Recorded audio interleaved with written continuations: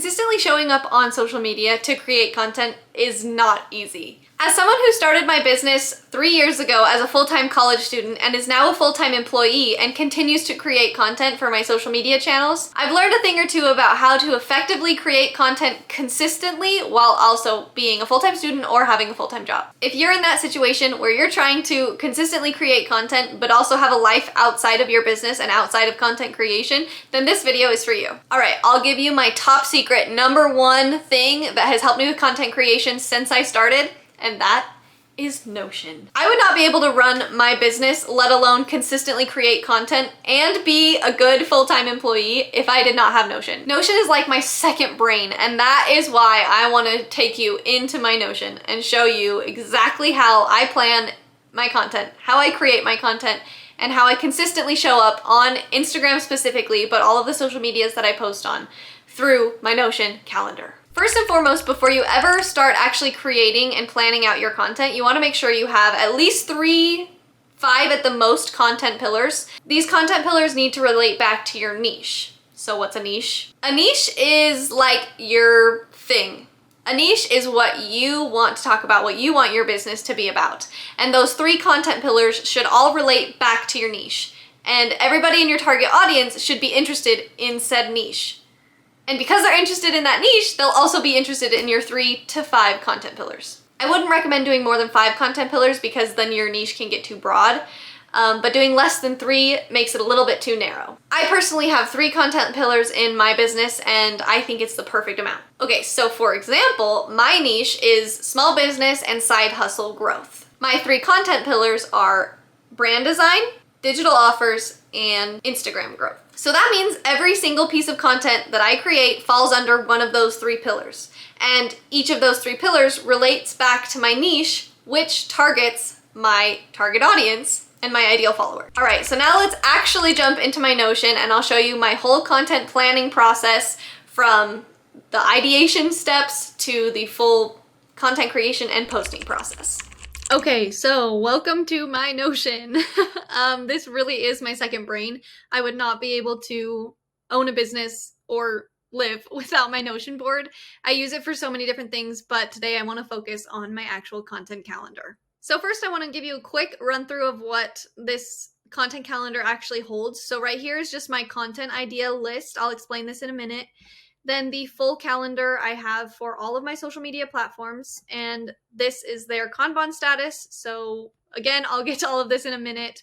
This is my Instagram content calendar, my YouTube content calendar, and then these are all of the posts that I have published since I started using this specific calendar. Okay, so first let's talk about my content list. This is basically just a brain dump of ideas of things that I might want to turn into content one day.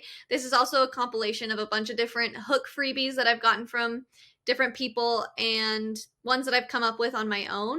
Anytime I get an idea that I might want to eventually turn into some piece of content, I throw that in here. When I initially put a piece of content or just an idea in my Notion, I change the status to idea because that's all it is.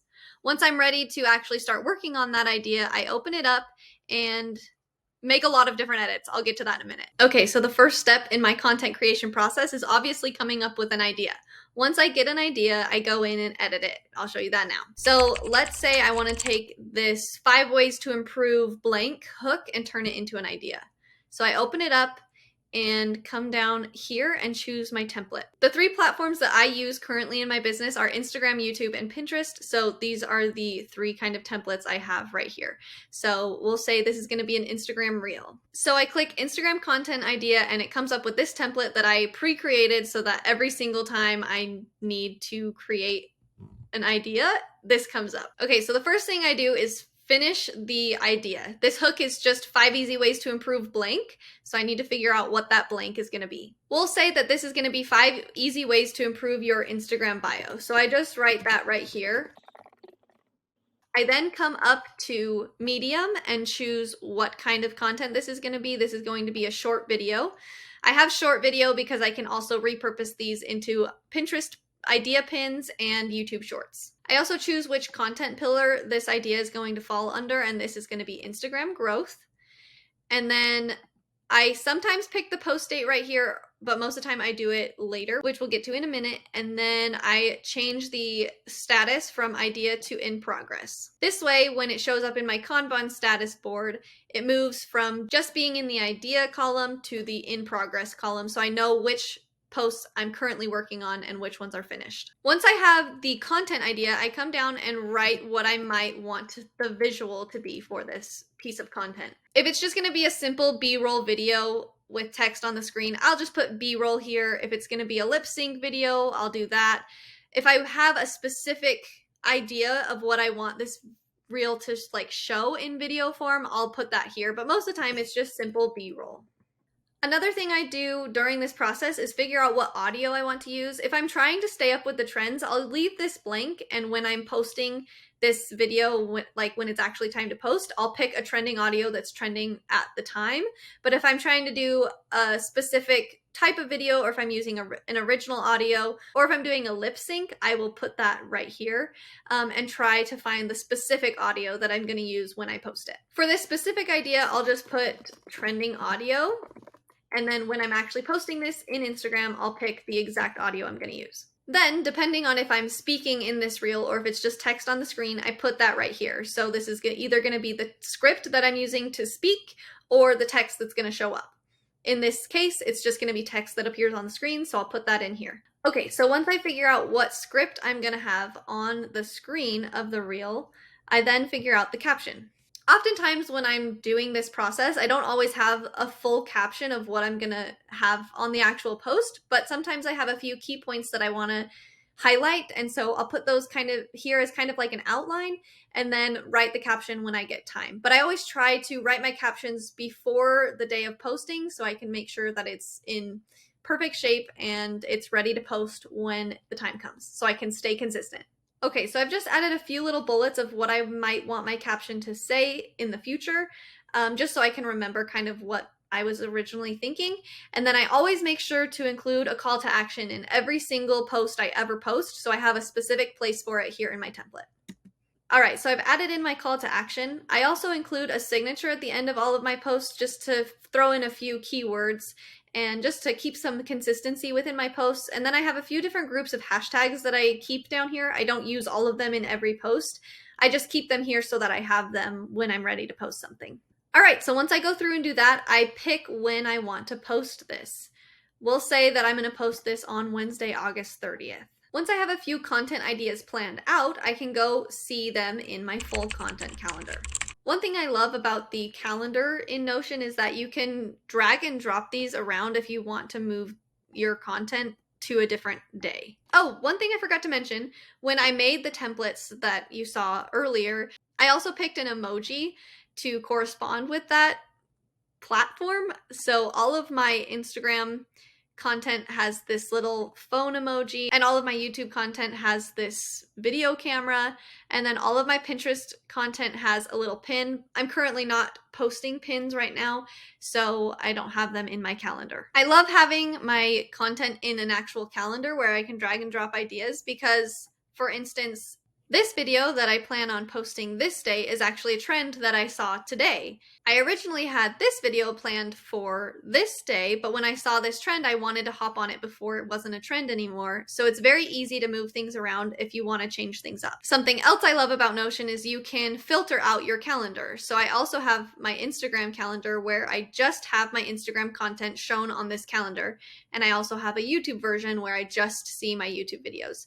This just helps if you're trying to do more than one or two platforms. It makes it very easy to see what you're going to be posting on each platform in a singular view. My other favorite way to view my content on this calendar is the Kanban status. This helps me to see which of my content ideas are still just ideas, how many I have actually in progress and have started working on the caption and the call to action and all of those kind of things, and which ones I've already published. This way I know if I've already started working on something, I can come in here and pick it up and continue to work on it.